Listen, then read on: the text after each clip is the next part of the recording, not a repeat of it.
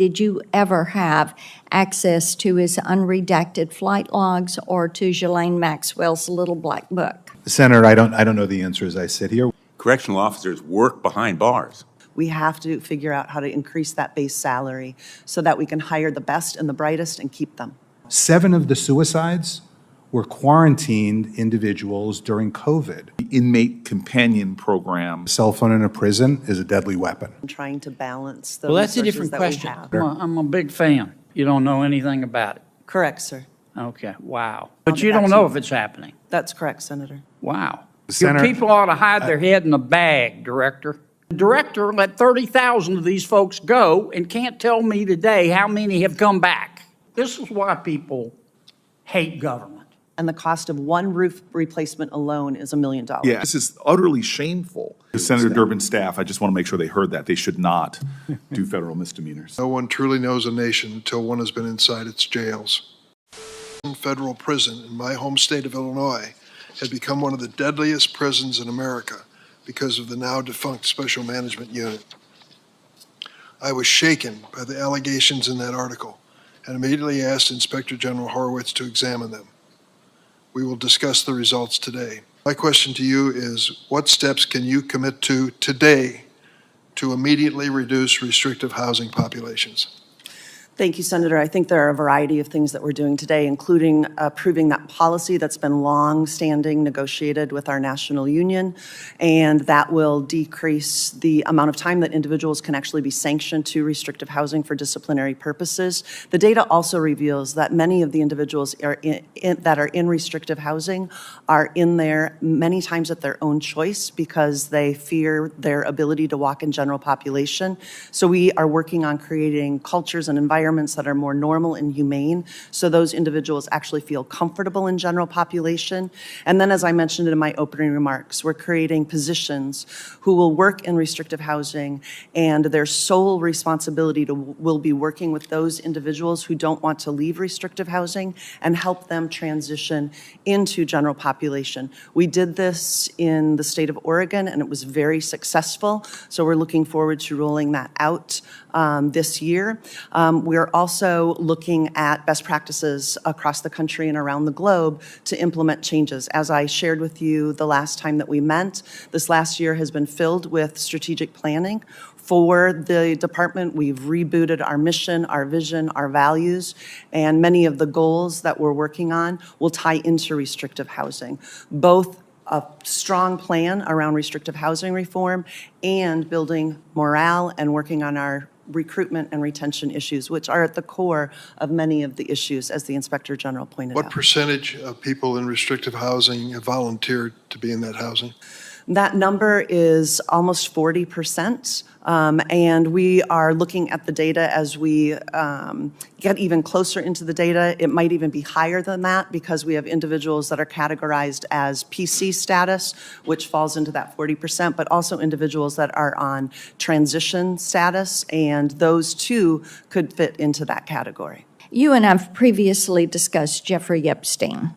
And the chairman knows I've been trying to subpoena his flight logs and Ghislaine Maxwell's little black book. I think it's essential as we look to break apart these sex trafficking rings that not only are here in the U.S., but have grown to be global entities. $150 billion a year business globally, trafficking human beings, primarily women and girls.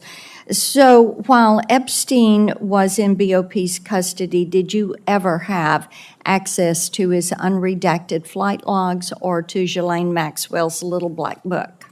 So as a former victims advocate, I know that you and I share values around combating sex trafficking. The Epstein situation happened before my tenure at the Federal Bureau of Prisons, so I was not a part of any of that evaluation and would turn to the Inspector General for any of those questions. Okay.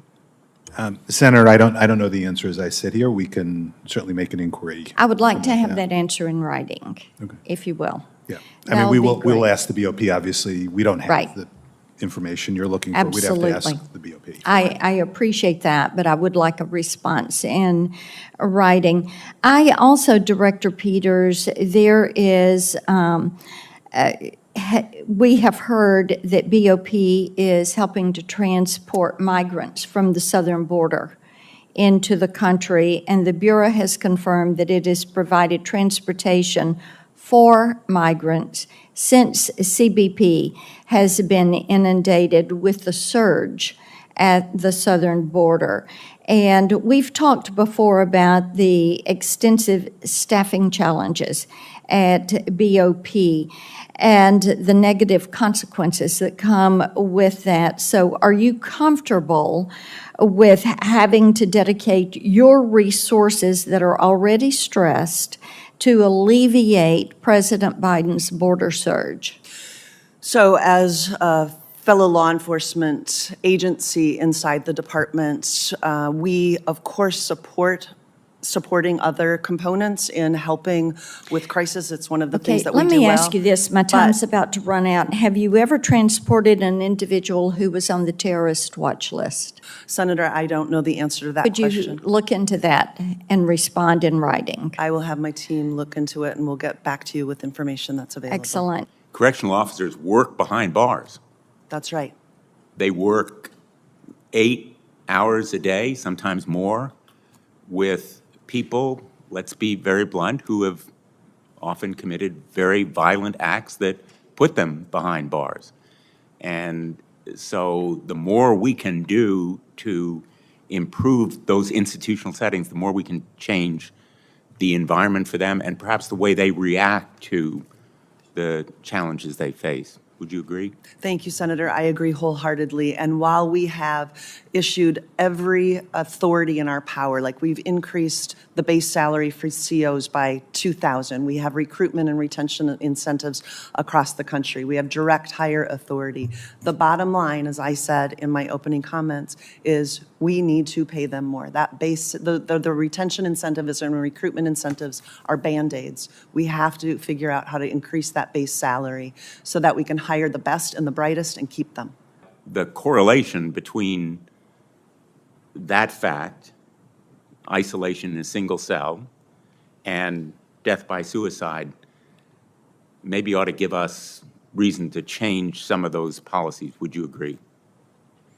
Absolutely, Senator. I think there are several figures that jump out here. One is the fact that half of the folks are, roughly half, were in single cells, roughly half, little less, were in restricted housing. And the one I mentioned in my opening, which is that over 60% of the suicide, of the individuals who died by suicide, were in the lowest mental health category. Of the 4 categories, they were deemed to not need mental health treatment. That's over 60% of people.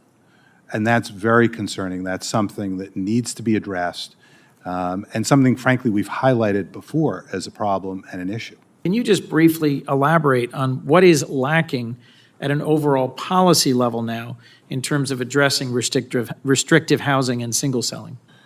Thank you, Senator. So that is one of the significant recommendations we've made in the past, many years ago, 2017 report, about the lack of an overall policy guidance for when people should be put in restrictive housing and when they should be single-celled. And we weren't alone in that. Actually, the BOP itself put together a 2021 task force and asked what should they do. They had 11 recommendations, I believe it was, and one of them was implement the OIG's earlier recommendation and put in place this policy, and that is still an open recommendation. So there needs to be an understanding among all the wardens in all 121 institutions that when and how should single selling be used. Let me just, if I could, Senator, just give you a sense during COVID. Directive went out from BOP leadership to not use single selling as a quarantine method, unless there was an extraordinary reason to do so. Well, 7 of the suicides were quarantined individuals during COVID, not because they were acting up, but because of COVID quarantine. By the way, 5 of the 7 hadn't had the review done before they were single-celled to see if they had indicia of mental health illness for potential, and after action reviews indicated that maybe all 7 did. Steps is the BOP taking to curb this extraordinary rate of individuals committing suicide in custody? Thank you, Senator. So we've done a variety of things, and while one suicide on our watch is one suicide too many, I think the things that we have implemented at the Bureau are represented in the data, in that our suicide rate is less than the general population and less than state corrections. And I think it has to do a lot with the psychology resources that we do have. While I am going to argue for more and better pay for those doctoral level psychologists, they do incredible work in terms of finding those individuals that need resources, and then we wrap those resources around them, and we have more work to do.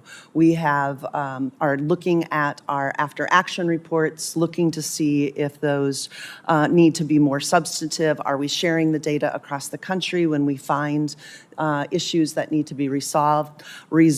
I personally, Senator, read every reconstruction report and then meet with a multidisciplinary team to talk about what we've learned and how we're going to implement changes going forward. And then just sticking with inmates, in an OIG report, there was a discussion of the Inmate Companion Program, in which institutions may utilize individuals who are in BOP custody in lieu of BOP staff. And it seemed to have some really promising success. The report indicates that both detained individuals and staff found several benefits from the program. Staff explained that program participants were more effective than BOP staff at suicide watches because they took better notes and interacted more frequently than staff. And so I'm just wondering, can you provide the committee with additional information on this program, and is it promising and something that you may want to expand? Yes, thank you, Senator. So as I've traveled to more than 40 of our institutions in the last year, I've had the privilege of meeting some of these companions. And not only does the data bear that it is a productive program, but just hearing the anecdotal stories about their ability to connect better with a peer, if you will, than maybe a corrections professional would be able to do, has been quite profound. And they take their job so seriously. So we train them. We just don't select random adults in custody. We have a really clear selection process, and then we train them like we train our staff on looking for those predictive characteristics that we're looking for. In 2021, BOP hired a contractor to develop a tool that was intended to help the Bureau determine necessary staffing levels for safety at BOP facilities, correct? That's correct.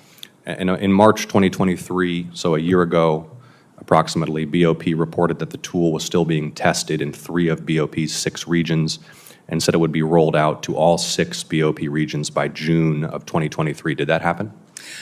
Senator, I'm not sure exactly when it was rolled out, but we have completed the initial data analysis as it relates to those employees who are in the Correctional Services Program Division, and they are recommending an additional 3,500 positions in that category going forward. In how many regions is that tool currently being used, and is it being used for USP Atlanta, for example? So I think it's important to understand that that tool is to help us plan for future budget planning and requests. That tool won't help me with the crisis today because I already cannot fill the positions that you've paid for today. But in how many regions is that tool currently being used? That 3,500 is all 6. In 2022, the Congress passed a law requiring that your employees spend 90% of their time on their primary responsibility. So a correctional officer spends 90% of his time being a correctional officer. An HVAC technician spends 90% of his time doing HVAC work. The Bureau hasn't complied with that law, to my knowledge. 6 months ago when you were here, I asked how much time your employees are spending on average on their primary responsibility. Didn't have an answer. Do you have an answer for that today? I do, Senator, and it's different in every institution. In some of our institutions, we'll take USP Thompson right now because we've been able to lower the number of, lower the mission. We needed fewer employees, and so we're not relying on augmentation and overtime. When you look at Brooklyn, we are relying on it substantially because of the lack of staffing. Many of my officers are working 16 hours regularly, and we're having to engage in augmentation on a daily basis at that institution, which, as you well know, while those psychologists or teachers, whomever is being augmented, is fully trained and prepared to do that work, it also means that they're not able to do their current job, as you're alluding to. Yeah. So I take your point that you could average across all of your facilities, but that average is not particularly meaningful because each facility is its own world, and a facility that is well-balanced is going to have everyone doing 90% of their job, whether it's HVAC or teacher or counselor or correctional officer. Another facility might be unbalanced and rely heavily on augmentation and overtime. Is that right? That's correct, Senator. And in those facilities where we are fully staffed or more full staff, we've just given clear direction to those wardens to begin over-hiring so that if they're in an economy where we're actually able to bring in correctional officers, we'll hire them and then we'll TDY them to some of these other institutions that are in more dire straits. Okay. But based on your answer, I assume you know the answer on a facility-by-facility basis. You have that data available to you? That's correct, Senator. Is that data public in any of your published reports? I will have to check on that and see. If it's not, if it is, please send us the link. If it's not, could we get that data for We will work with the your committee? staff to see Thank what you. we can share, yes. Would you like to make any comment on cell phones in Yeah, prisons based on your work? Senator, couldn't agree more. I often say a cell phone in a prison is a deadly weapon. We investigated a murder for hire carried out on a federal correctional officer in Guaynabo, Puerto Rico, where the hit was put on by someone in the prison. And one of the things I've asked for, and I'd be happy to work with you, Senator, on this, smuggling a cell phone into a prison is a federal misdemeanor. It's not a felony. And I was surprised by that, frankly. Having been in AUSA for many years, I assumed, of course, it had to be a felony. It isn't. And what we found, by the way, I'm going to tie contraband to sexual assault. As you know, we have a major problem with sexual assaults in prison, not just on female inmates, obviously on female inmates, but also on male inmates. And one of the things we found is that contraband is used to groom inmates. It's the way to gain favor by a correctional officer or BOP employee. It's not just correctional officer, BOP employee, to gain favor. We prosecuted a chaplain in a federal facility in New Hampshire for bringing in contraband, cell phones, and other items. So that is something, we shouldn't have to make the bribery case, which is what we have to do to bring the felony charge, as you know as a former prosecutor. That's what we strive to do. But finding the person with the contraband, it's a lot easier to make those cases. We get a lot more prosecuted and get a lot of the very small fraction of BOP staff who are engaged in misconduct out. Because the other thing I know, I met with President White the other day. I know this from my time as a prosecutor in New York, where I prosecuted some corrupt police officers. There is not a single BOP employee who wants to work next to a corrupt employee or a dangerous inmate, right, who's engaging in crimes. So we all have to focus on that. What's the deal? How do we get our residential reentry program in Vermont so that we're not essentially the only state in the country that doesn't have the opportunity to provide the benefit of these services to people who really need them? Well, thank you, Senator. Well, first off, thank you for the conversations we've had around this table and individually, one-on-one, around this issue. I am always happy to take in new information. No, let's get to the point. We haven't received, and I will get to the point, Senator. So our market analysis determined that since there are so few individuals releasing back to Vermont, that it's not financially feasible for a residential reentry center. And we're actually really optimistic about the day reporting center. The day reporting center will provide all of the wraparound services that a residential reentry center will. I don't think you've provided the market study to us to take a look at. Senator, I can work with your team and mine to see what we can share with you around that study. Well, you know, I don't understand about the market study. We've got the probation officers, we've got the judges in the district saying, hey, we need this. And why is it that Vermont would be the only one state in the entire nation, along with Hawaii temporarily, that doesn't have it? I mean, why do we need a market study? We've got defendants, we've got judges, we've got the need.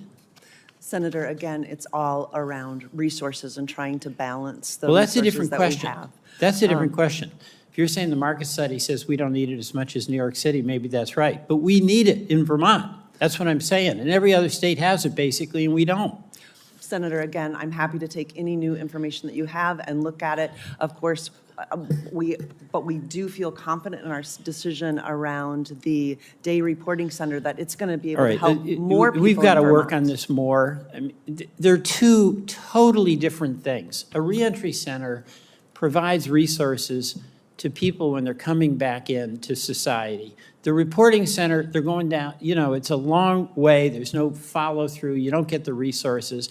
And it's just astonishing to Senator Sanders, to Congresswoman Ballant, and to me, that somehow this market study says Vermont is unique in that we don't need or deserve or should have the benefit of the same services that are provided in every other state in this great country of ours.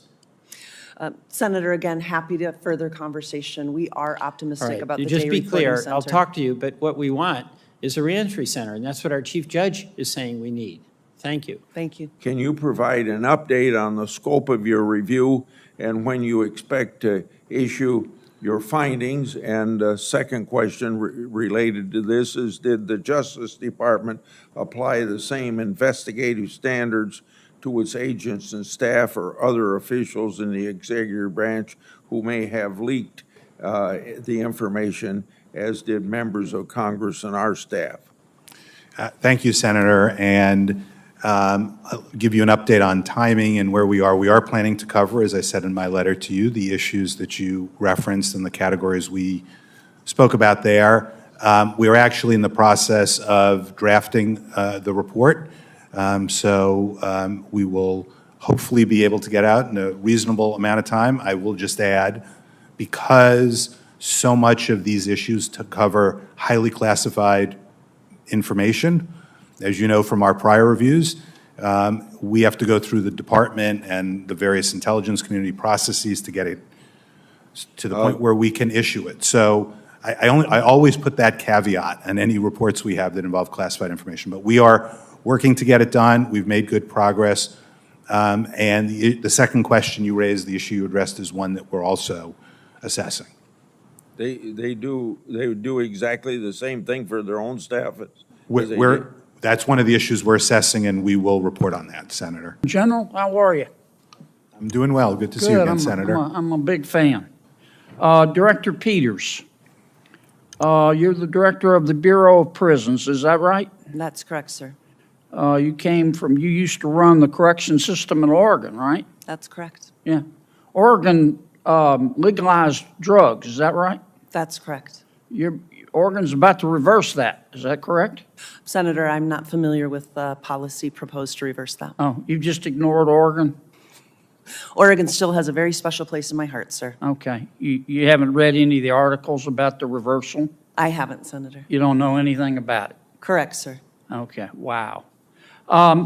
You're in charge of implementing the First Step Act, Director? That's correct. How many criminals have you released under the First Step Act? So First Step Act, for the overall release since the initiation of the First Step Act is, I have that exact number in front of me. You don't know off Thought the I top of did. your head? Sorry, Senator. So 70% of those that were released, we have about 30,000 individuals that have been released since the passage of the First Step Act. All right, so you've released 30,000 criminals under the First Step Act. Okay? And how many of them, before you released them, did you contact any of their victims to say, we're about to let this guy out? Senator, it's my understanding that that notification happens through the U.S. Attorney's Office, but I will check into that and get back to you. You don't know? Senator, I don't. Have you followed up with the U.S. attorneys to say, do you have a system to say, hey, we're about to let this guy out? Would we want to be sure the victim's contacted? As a former victim's advocate, I share that value, that victim notification should happen. I'll check on the process. And I'll But get you back don't to know if it's happening? That's correct, Senator. Wow. Okay, of the 30,000 criminals you let free, how many of them have come back? Have committed a crime again, hurt somebody else? So that number is one that we're still looking at as it relates to the recidivism rate for those that were released on the First Step Act. You don't have any idea? No, Senator.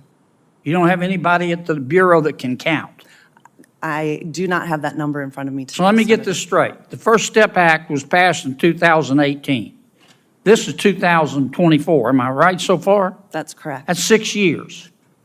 And in 6 years, you've let 30,000 criminals go, right? That's correct. And you don't have the slightest idea how many of them committed another crime and came back. I don't have that number in front of me today, And you sir. run the Bureau of Prisons. That's correct. And how many employees do you have? About 40,000 employees. Oh, my God. Oh, my God. General, I know you got a lot to do, but could you give us a hand here? And let's find out whether the First Step Act worked. And how many, if we've released 30,000 criminals after 6 years, our director here doesn't know how many have committed another crime and come back? Can you help us? Senator, I can certainly follow up on that issue. I will just say in terms of work we've done in the past, for example, on compassionate release, and going to the Bureau of Prisons, this is before Director Peters was there, and asking them for data on compassionate release, because that was one of the issues that has come up. Excuse me for interrupting, but I'm not talking about compassionate release. No, I understand. You know, I'm my just saying- colleagues said, we were told that it would save money and it would be in the interest of public safety to release criminals from prison. I didn't vote for it, but the majority rules. And so Congress did it. And Ms. Peters, Director Peters at the Bureau of Prisons, and her colleagues released 30,000 criminals, all of whom are there for a reason, okay? They didn't just go to prison for a free toaster. They were there for a reason. And so her department let them go, and after 6 years, we don't have the slightest idea. Not a single one of the 40,000 of her employees know how many have committed a second crime and come back. So how the hell are we supposed to figure out whether it worked? Senator, Your people ought to hide their head in a bag, Director, that you can't come here in front of this Congress and answer that question. I'm sorry, I interrupted you with my speech. No, that's okay. I was just going to, my bottom line point on it was, I've often looked to those questions on things like compassionate release and other programs. And one of the challenges we found is the department just doesn't have good data on that. Halfway houses. Congress is spending about $500 million a year on halfway houses. There's really not great recidivism data on that either. How well are they working? Before we do this, we need to find out. Look, I believe in justice. I believe in treating everybody fairly. But there are people out there, I don't know why, if I make it to heaven, I'm going to ask. They're not mixed up. They're not confused. They're not sick. It's not that their mama or daddy didn't love them or not enough. They just hurt other people, and they take other people's stuff, and we have to separate them from society. And the director let 30,000 of these folks go and can't tell me today how many have come back. I just find it takes my breath away. With 40,000 people. How many of your 40,000 people are actually coming to work or are still working from home, Director? The supermajority of our employees come to work every day because we're running 24/7 What percentage are coming to work every day? The percentage is quite high. I don't have the exact You number. don't know? But Well, maybe there's your problem. the supermajority of our individuals come to If work they're not coming at to our work, they institutions. can't give us the answer. I've gone over. I'm sorry, Mr. Chairman. This is why people hate government and don't trust government. So I'd like to respond concerning the Grassley-Durbin First Step Act signed into law by President I Donald thought Trump. you might have a response. By President Donald Trump. I almost want to repeat that because this notion that it's soft on crime, I don't consider Chuck Grassley soft on crime. I don't consider Donald Trump soft on crime. Let me tell you the numbers that we have. Some 30,000 released. The recidivism rate for people released under the First Step Act is 12.4%. 7 out of every 8 individuals released under the law have not been rearrested or charged with a new crime. By comparison, DOJ estimates that in the decade before the First Step Act was passed, 43% of the people formerly incarcerated in BOP were rearrested within 3 years of their release. Is the First Step Act working? I would submit it is. Would you yield for a question, Mr. Chair? When I finish. I'm sorry. Excuse me for interrupting. The point I'm making is we decided with the Trump administration and Senator Grassley's leadership that we were going to take a different approach to releasing people from prison. We would give them an opportunity to be trained, educated, skilled, in many ways more prepared for release, because 80%, I believe, in the system are going to be released someday. We don't want to commit another crime or create another victim. I would submit this is a success. Don't put your head in a bag, or whatever Senator suggested. Stand up tall and try to make it better, and I'm ready to do that. But the First Step Act was a constructive reform of the penal system, and I think it was a good idea and stand by it. I'll submit to your question. Thank you. And I appreciate, as usual, Dick, you made good points. Here's my point. I didn't vote for the First Step Act because I was afraid this was going to happen. And what I hear you saying is that of the 30,000 that the director released, over 3,000 committed another crime and are back. Here's my question. How come you know that and she doesn't? Because she's probably looking for... And the 40,000 people at the Bureau of Prisons who are supposed to give us this information don't know. Well, I'd like to say in all fairness, she's under oath, and I think when you ask for numbers, she wants to make sure she tells you a number she can live with. I have this information. I think it's probably close to being 100% accurate, but I wouldn't say under oath it is. So I think give her a fair opportunity to respond. I mean, it just might not be the type of thing that comes rolling off the tongue. It's not your job, and I appreciate the information, and I'd like to see the study that shows that. I just don't understand why the director has no idea. Well, she didn't say she was uncertain, and she wanted to go back and check. She said, I don't know. And I just find that extraordinary. I'm assuming since she's under oath that it's an honest answer. We have two other individuals who are seeking a second round. I believe Senator Booker is first. I hate to distract from my questions, but I just want to defend the bipartisan work that we all did. 86 senators voted for it. Congress allocated $59 million, but is it not true that people are dying in your facilities because there's no air conditioning? Senator, your data points around the maintenance and repair backlog are absolutely spot on, and that number has grown since we last reported that $2 billion. It is now closer to $3 billion because we continue to have roofs that are crumbling. We continue to have HVACs that have stopped working. And if you look at the amount of money that we typically get from Congress, it's about $100,000 a year to solve that $3 billion problem, and the cost of one roof replacement alone is $1 million. Yeah, and I just point this out to say again, this is a pattern here. Your employees could literally leave your job and not make 10% more, 20% more, but 100% more, and not have to work hours. And you know this, and I'm going to bring this out in the hearing later on today. When you have to hold somebody over on a shift, what does that do to a family suddenly where they can't pick up their kids for school? Senator, I hear it all the time when I'm walking the halls of our institutions. It isn't just the physical wear and tear and mental wear and tear of that overtime and augmentation. It is what impacts their family. Yeah, I talked to the Capitol Police when we had them working, held over on shifts. They just weren't allowed to leave. And now suddenly their whole family is in crisis. That's right. We hear all the time. They had their week planned out on who was picking the kids up from daycare, who was cooking, and the Federal Bureau of Prisons messes with that schedule day in and day out for our families. Yeah, and we preach how much we support law enforcement. This is utterly shameful. I mean, if somebody is caught sneaking a cell phone in, they're fired, right? They lose their job. Is that not enough of a deterrent? Well, here's the issue. From a union standpoint, if they're a union member, there is an ability to litigate that question on a misdemeanor. A felony charge, if someone's convicted of a felony charge, my understanding is they're out. My understanding is if it's a misdemeanor or never prosecuted, and as you know, if it's only a misdemeanor, federal prosecutors are not taking these cases. So no one's getting prosecuted for a misdemeanor, right? There's lots of felonies to be prosecuted.